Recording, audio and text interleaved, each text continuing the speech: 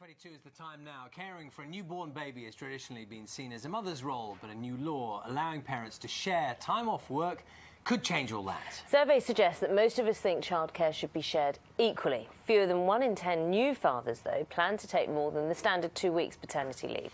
So why are so many dads so reluctant? England rugby player Ben Foden is the new face of the government's shared parental leave campaign. With us this morning alongside Kate Cooper, who's from the Institute of Leadership and Management. Very good morning to you both. Ben, maybe you could kick off for us. I mean, in practical terms, how are you going to arrange your life? How will it work? Well, basically, obviously, I'm going to be a new father in the next couple of weeks, hopefully, Yep. all things depending. Good luck with that. Yeah. Congratulations. But it's giving you that opportunity to take part in your child's life early doors, and obviously with the 2 weeks that you're given now in paternity leave,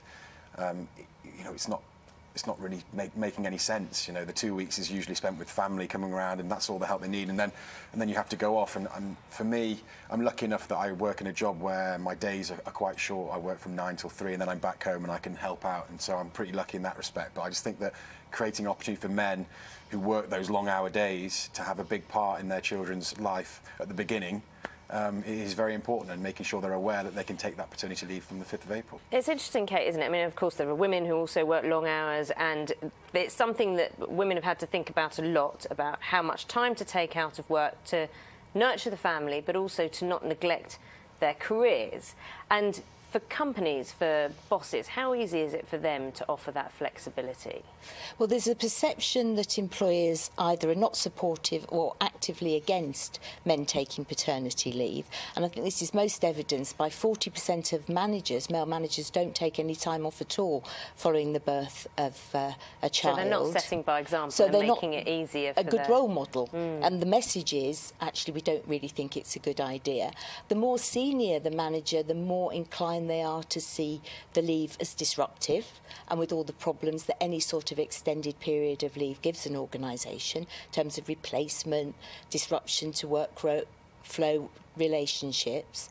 So there's a lot of going on within the culture of the organisation that's actually sending out a message, this isn't really a good idea, and that's what needs to be challenged. And Ben, I think you referred to it a moment ago. There is one part of this which is the immediate aftermath of the birth, which is a crucial time. But then the long-term issue is another one, isn't it? I mean, do the same issues, do you think, apply where men possibly are more reluctant to take time off work just to be with their children, not necessarily immediately after, but just to have that time? Well, for me, I'm lucky enough to have experienced a lot of things in my life through sport and my relationship, but the greatest thing was having a child and being there for the birth of our first child. And so for me, I really wanted to be a hands-on dad. I wanted to be involved. I wanted to see her first steps. I wanted to hear her first words. So that's a long-term thing. Yeah, and it is. It takes time, but and I wanted to be there for those moments, because they're something they're going to sit with me for the rest of my life. And I thought it was very important that I was there for those sort of things. And I think that the shared paternity leave will give men that opportunity. It's not for everyone, but it gives them the opportunity to take those parts and be involved in that child's life during those processes. Kate, is there a challenge ahead? There's a campaign going on now. Is there a challenge to persuade businesses that this needs to be done and done quickly? That the challenge is for businesses to understand that what Ben's really talking about is retaining the talent, keeping the people you want. Ben at work, happy, wanting to be there, even for a shortened time, is better than no Ben at all. That flexible working has benefits that extend far beyond parental leave in terms of agility, responsiveness, being just a more adaptable sort of organisation. So these periods of leave, they are planned, remember, they're not surprises. Parental leave isn't a surprise. You can get ready to do things differently, work differently, and that is where organisations can really take the benefit from these proposals. OK, Kate, thank you very much. Ben, Okay. Good luck with everything next few weeks. Yeah, you're going to be busy. Thank you.